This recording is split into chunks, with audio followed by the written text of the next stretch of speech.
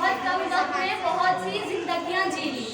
वो स्कूल में इंटर होते ही जोर से सलाम करना, असेंबली में तो जैसे मौत आती थी, लेकिन हमने उसको भी एंजॉय किया। ना दोस्त को पढ़ने दो ना खुद पढ़ो, बस हम अपनी मस्ती में मस्त। क्लास में इंटर होते ही हम अपनी मस्तियां शुरू कर देते थे, ना यहाँ देखा ना वहाँ, बस हम अपनी मस्ती में। फिर सर की एक आवाज आती है, अरे खामोश हो जाओ, कितनी बातें करोगे। फिर बस 2 मिनट की खामोशी और फिर वही शुरू। हमारी क्लास की एक बात बहुत अच्छी थी, यूनिटी। कुछ भी हो जाए हम सब एक।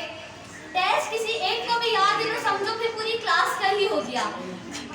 हमारी किसी शरारत करने पे सर का पूछना कि किसने किया है, तो सब ऐसे बन जाते थे जैसे पैदाइशी गूंगे बेरे हो, किसी ने ना कुछ देखा ना कुछ सुना हो।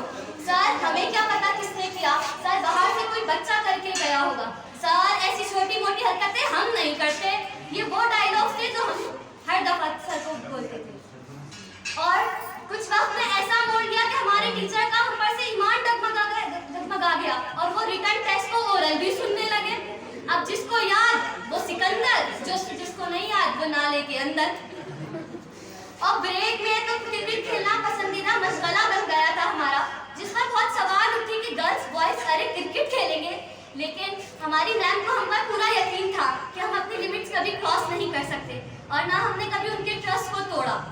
और ब्रेक के बाद होश आता था, अरे हमने तो ब्रेक में कुछ खाया ही नहीं है, आओ पैसे जमा करते हैं कुछ मंगाते हैं। और फिर टीचर बोलती थी, अरे तुम लोगों का ब्रेक खत्म हो चुका है। अरे भाई अभी तो हमारा ब्रेक शुरू हुआ है, हमने आधे घंटे की ब्रेक को 1 घंटे की करके गुजारा।